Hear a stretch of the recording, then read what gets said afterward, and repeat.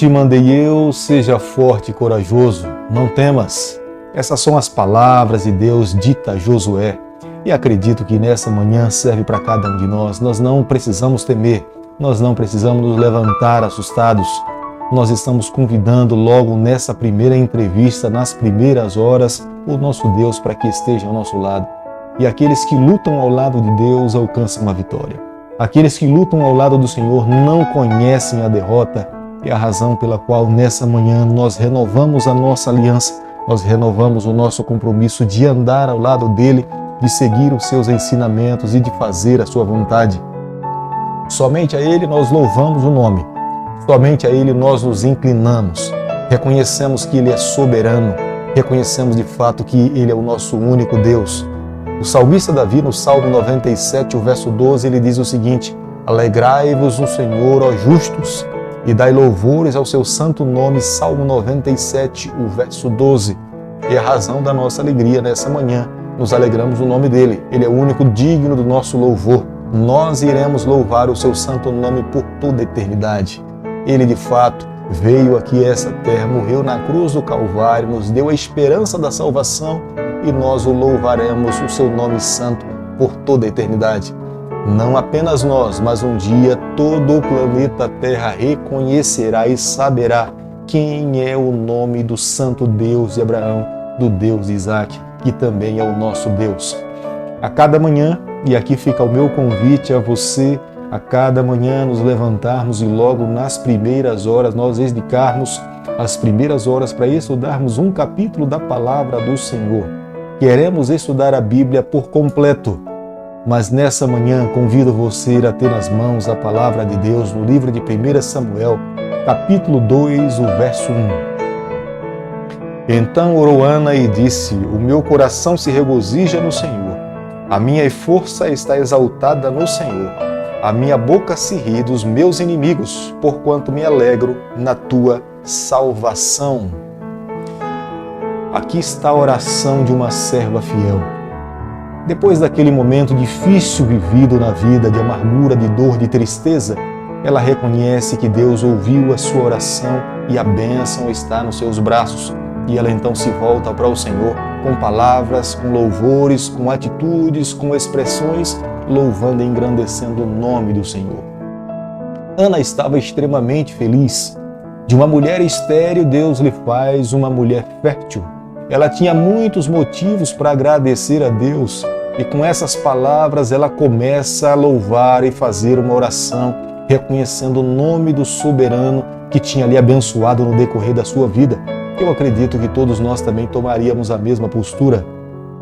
E aquele momento que o nosso coração se volta para Deus, depois de um tempo buscando a Deus, pedindo e clamando para que Ele realize um milagre em nossa vida, Deus então se manifesta, nós não agiríamos de forma diferente. E aqui está a oração de Ana, a expressão da sua gratidão e do reconhecimento que Deus é Deus sobre a sua vida.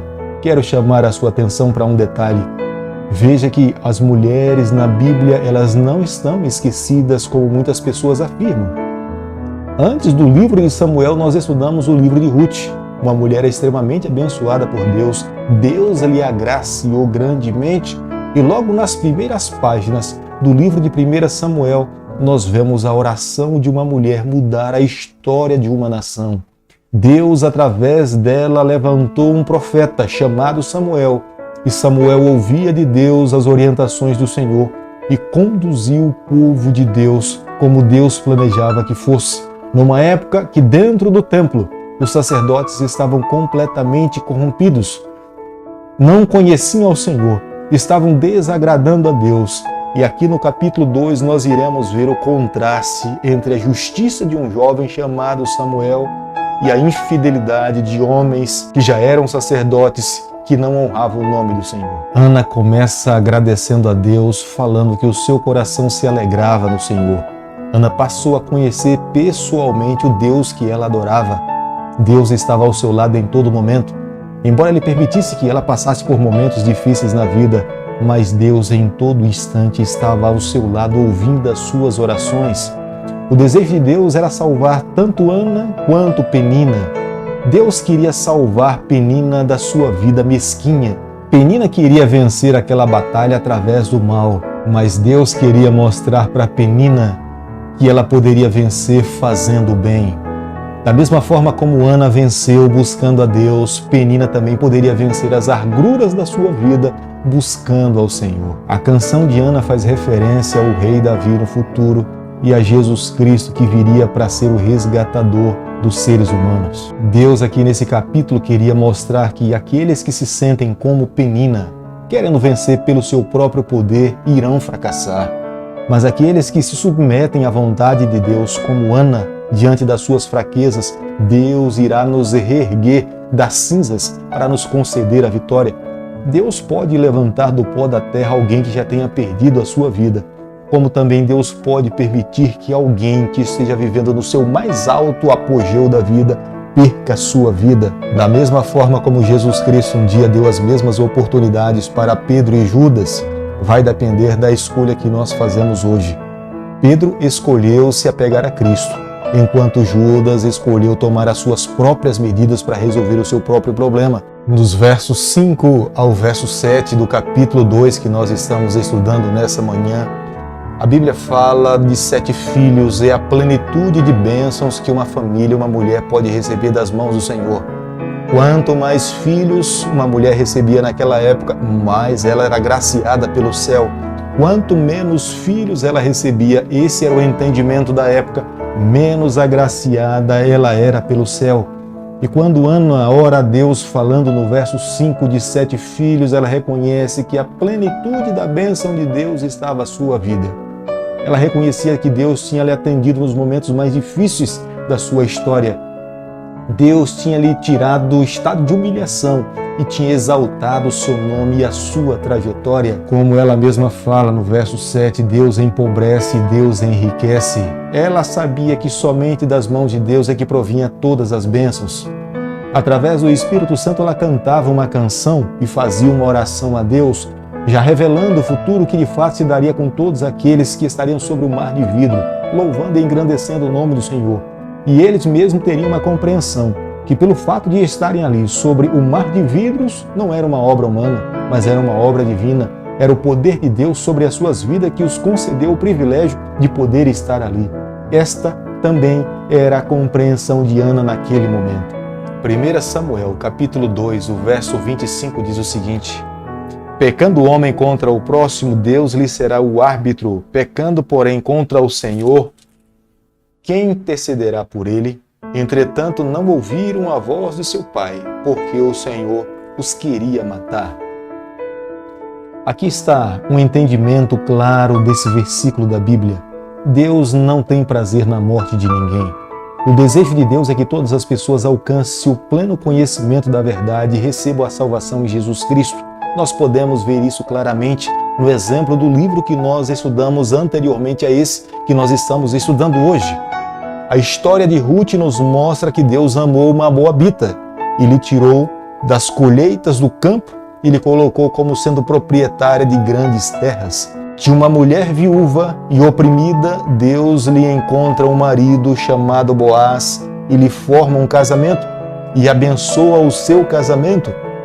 É o que Deus quer fazer conosco hoje e é o que Deus queria fazer com a nação de Israel. No versículo 25 do capítulo que nós estamos estudando nessa manhã, nós jamais poderíamos entender que Deus tem prazer na morte das pessoas. Pelo contrário, o desejo de Deus é que todas as pessoas tenham plena vida nele. Agora, quando os seres humanos têm nas suas mãos o direito de fazer as suas escolhas e querem andar longe do Senhor, eles estão longe da proteção de Deus. Deus não pode salvá-los. A prerrogativa da salvação pertence de fato a Deus. Deus quer salvar a todas as pessoas, mas a oportunidade e o direito de querer ser salvo cabe a cada um de nós. Está nas nossas mãos a responsabilidade de fazermos as nossas escolhas. Só que somos nós depois que teremos que arcar com as consequências das escolhas que nós fazemos nessa vida. Eli era o sacerdote nesse período. Foi o próprio Eli que proferiu as palavras para Ana dizendo que ela deveria ir para casa em paz, que Deus iria ouvir a sua oração. Mas Eli era um sacerdote que não soube conduzir a sua casa. Os seus filhos faziam o que era mal diante do Senhor. Ofni e Finéias provocaram a ira de Deus. Embora eles tivessem conhecimento das verdades, como é que eles deveriam proceder dentro do templo, mas eles tratavam a casa de Deus como se fosse a sua própria casa. Eles profanaram o templo, eles não viveram uma vida de fidelidade nos ensinamentos do Senhor. E aqui no versículo 31, há uma profecia para a destruição de todos aqueles que são infiéis a Deus. A longevidade é uma bênção de Deus. A vida é uma bênção do Senhor. Aqueles que vivem muito precisam reconhecer que é resultado da mão de Deus sobre a sua vida.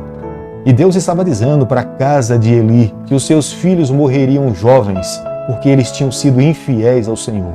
Os descendentes de Eli chegaram a mendigar emprego no templo para que eles não pudessem morrer de fome. Este é o resultado daqueles que menosprezam a palavra do Senhor.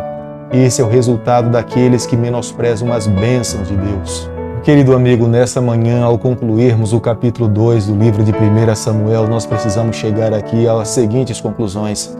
Há uma tremenda diferença entre Ana e Eli. Ana teve a alegria de poder ser a mãe do primeiro juiz, profeta entre o povo de Deus. Eli teve a grande tristeza de ser o pai dos filhos que foram considerados como filhos de Belial. Ana teve a alegria de poder apresentar a seu filho Samuel a Cristo pessoalmente. Eli, embora fosse o sumo sacerdote, por mais que ele tivesse falado de Cristo, ele não conseguiu impressionar o coração dos seus filhos. Ana teve a alegria de conduzir Samuel a Deus, mas Eli permitiu que os seus filhos caminhassem de uma forma degradante para o pecado. Ana incessantemente honrava cada vez mais a Deus. Eli cada vez mais honrava os erros dos seus filhos. Querido amigo, nessa manhã eu quero pedir a bênção de Deus sobre a minha vida e a tua vida. Nós precisamos ser uma referência de salvação para os nossos filhos. Nós precisamos ser um modelo para cada um deles. Nós precisamos a cada dia mais de Deus na nossa vida para que nós possamos ter a influência do céu sobre nós para influenciá-los para a vida eterna. Se nós ganharmos o mundo inteiro, mas perdermos a nossa família, pouca coisa nós fizemos. Nós precisamos pedir a Deus a bênção dele, o poder dele, para que nós possamos ser primeiramente evangelistas dentro do nosso lar, para que depois nós possamos alcançar o mundo que está a perecer no pecado. Querido Pai, nas tuas mãos nessa manhã nós nos colocamos. Reconhecemos as nossas debilidades. Por favor, Senhor, transforma o nosso coração. Nos dê alegria de podermos nos encontrar com o Senhor e viver eternamente na tua companhia. Mas o céu não será completo se nós não tivermos ali com toda a nossa família. Nos conceda essa graça. Nós oramos, nós pedimos e o fazemos em nome de Jesus. Que o Senhor te abençoe e te guarde. Que Ele faça resplandecer o seu rosto sobre você. Que Ele tenha misericórdia de você. Que sobre você nessa manhã Ele levante o seu rosto e conceda a sua paz em nome de Jesus.